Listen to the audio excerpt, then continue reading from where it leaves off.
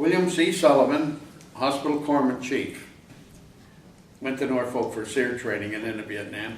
Then when I got over there, as soon as I got over there, I felt like a free man again. It just, like everything went off me. Woo, this is, not that I wanted to be there away from my family and that, but it was part of my duty, you know. So I was there at Da Nang. I was in X-ray, so it was mostly on the base.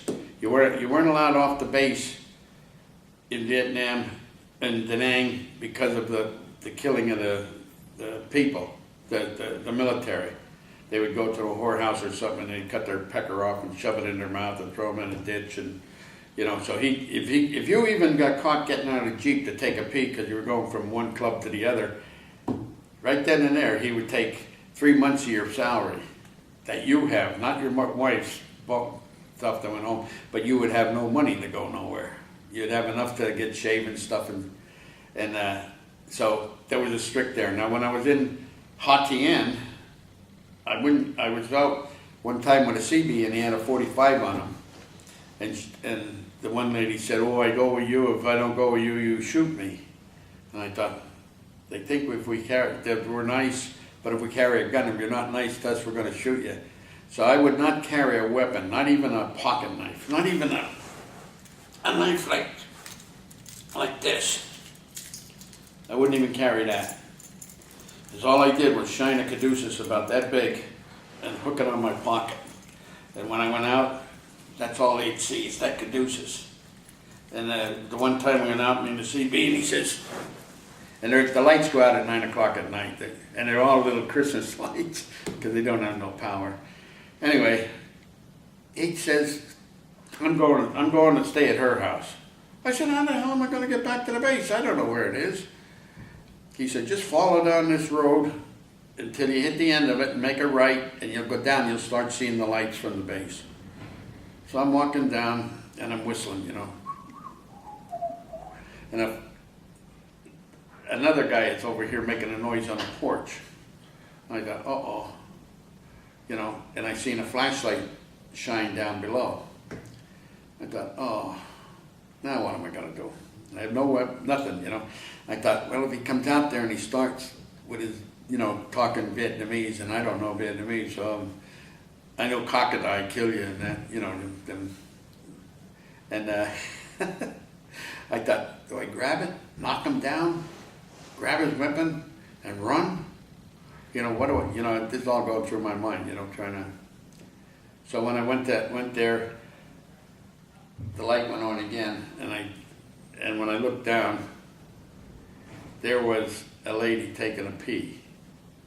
She was shining to see there was no snakes in that way. She took a pee and then got up and went into, shined the light and went into the room. I thought, then I felt okay. I thought it was a signal between him and that one sailor coming down. That's about the only incident there, except for the shells, the rockets coming in. And the one night they said, you should sleep with your helmet and flak jacket. I said, you crazy in this heat? And a rocket come in there. The Marines had their helicopter station on the other side of us, and they would shoot over the hospital at the Marines. And the one went in and went boom.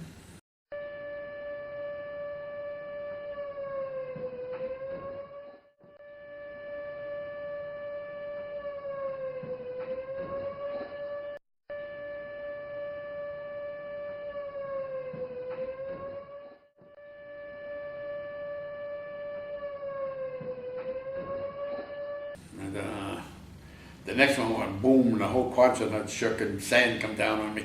And the next one sounded like it was right outside the window. So I slept with a flak jacket and helmet on all night.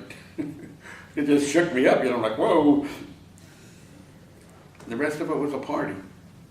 For 4 months, and then they closed Da Nang, and because I was an independent duty corpsman, they sent me to Saigon. Then I became a medical advisor, and they sent me out to a place called Ha Tien, which was 2 miles by helicopter from any Americans that were going to come help us. We were setting up this base. It was over by right on the Gulf of Taiwan. Right, there was a little river that got there, and then right there they had us. Just a handful of people setting up a a station, a boat, the river boat, teaching the Vietnamese how to take care of the boats and everything. My job was to teach the Vietnamese corpsmen how to run a dispensary, and I used to get in arguments with the lieutenant because he would say to the corpsman, "Go get him." I'd say, "No, you don't." You know, and I'd hold him back, and he'd say, "Why?" I said, "Somebody brings him to me out there when they're fighting." And he said, "Why?" I said, "I'm the only one. There's nobody take care of me. There's nobody take care of anybody else if I get hit." And our lieutenant said, "Just go along with them. We don't get it." I said, "Well, it's the right thing to do, you know. It's different when you're with the Marines. You're out there. But when you're by yourself and you're fighting on a base and they get hit on a base, they should bring them to you. Because if you go out where things are happening, you're going to, there's no protection for anybody." Anyway, we went through all that there. And then one day I was sitting up there, I was up there about 8 months. And I said, "You know what? I'm getting dressed." And I walked around with shower shoes, shorts, and no shirt. And they looked at me, boots, I'm in blouse pants and everything else. "Where the hell are you going, Doc?" And I said, "I'm getting a helicopter out of here to see where my orders are." Because I had a relief, so I wasn't leaving them, If there was no relief, I couldn't leave. So I went in, and I went up to the personnel office. I said, "My name is William Sullivan, HM1. I'm looking for orders to get out of here. I should have got them a while ago." And he said, he's looking, he said, we can't find your record." And I thought, now what, So this other guy came in, he said, Sullivan. He said, "I seen that record." And he's looking at his big box behind him. He pulls it up and he said, "You're leaving tonight at midnight." And I thought, well, that's fine to know. I said, I was never notified. So all the buddies I had in the area, they were checking my weapons in, and they were getting rid of all my stuff so I could, and then I went dispersing, get all my goop money or script changed back into, and then and then when you went to the airport, you got changed in American, and then you flew out. And while I was at Consonant waiting for my flight, it was at midnight, and we're getting ready to load flight so-and-so, and we're walking out there, and then all of a sudden the sirens go off. That meant rockets were coming in. Boom, boom, boom. I said, "Have you hit that plane?" So anyway, 3 rockets come in, and then it stopped, and then we loaded, and we took off at 12 o'clock, and I landed in San Francisco at 10 to 12.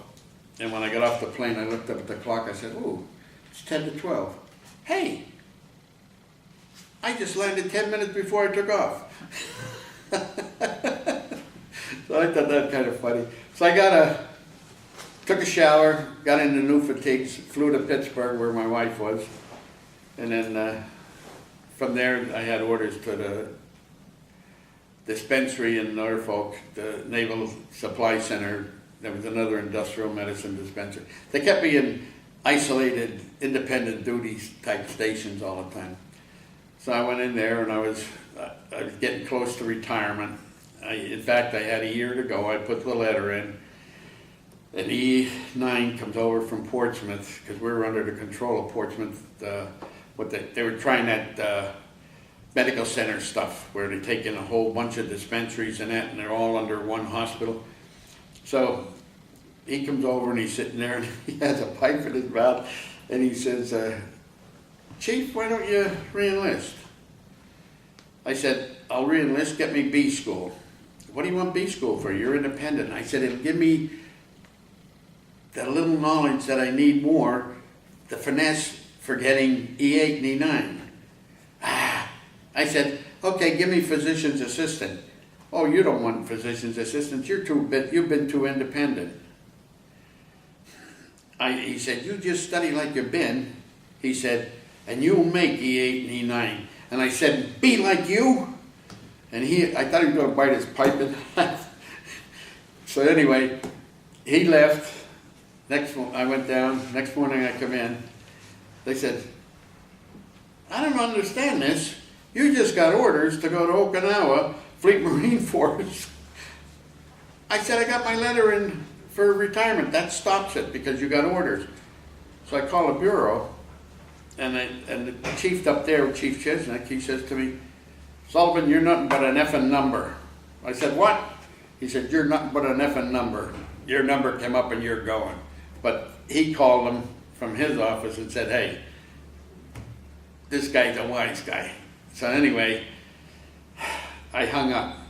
I waited 15 minutes. I called back. I said, I want to talk to the hospital corps officer in charge of detail. He says, he comes on and he said, Commander so-and-so. I said, Commander, I just got orders to go to Okinawa with the Marines. I said, I'm going to retire in a year. I have my letter in. I said, can't you give me a ship out of Norfolk? He says, talk to Chief Chisnick. I said, Chief Chisnick just told me I'm nothing but an effing number. He said, call back in 5 minutes. So I hung up, and I waited 5 minutes, picked up the phone. Who was it on the other end? Chief Chisnick. Chief Chisnick, Hospital Corps Detail. Chief Sullivan, Supply Center, USNM Osho, bam! So I got an oiler out of Norfolk for a year. But that's the other than that, it was uneventful. One time we had a carrier alongside us, and we had a breakaway. We were in, I guess, the Gulf of Monaco or whatever it's called. Anyway, there was a cruise ship coming across, and it was on a collision course with us. And the captain's blowing his whistle, and they're not moving. And the carrier's alongside us. So as we're going, he yells, break away. So they're going away, and we're trying to pull in the line, and when it gets up, at the end, it has a pelican hook. You knock the thing off, it opens up this way, and then the wire drops. Well, we got down to the last roll on our wheel before this wire was going to go whipping out towards the carrier. And they finally got it broke loose, and the carrier went off this way. We have to stay straight because we had tin cans on the other side. So they broke away, but it was almost an accident, but we had no severe. It turned. Right when as the carrier broke away and the cable went into the water, now we had to start making port turns to keep that from going into a screw till we can wind that sucker back up. But it'd go down, and then turn. But the navigator said, we're on a collision course, we're going to hit him if he doesn't move. But I think I would have stayed in longer if, I didn't play that political game, I guess. My brother used to say, fight them. I said, I'm not fighting nobody, I'm doing what's right, and that's the way I lived it. And then I got out of the Navy. The captain told my mother when they were down visiting, he said, he's going to reenlist before he gets out. And I said, no, I'm getting out.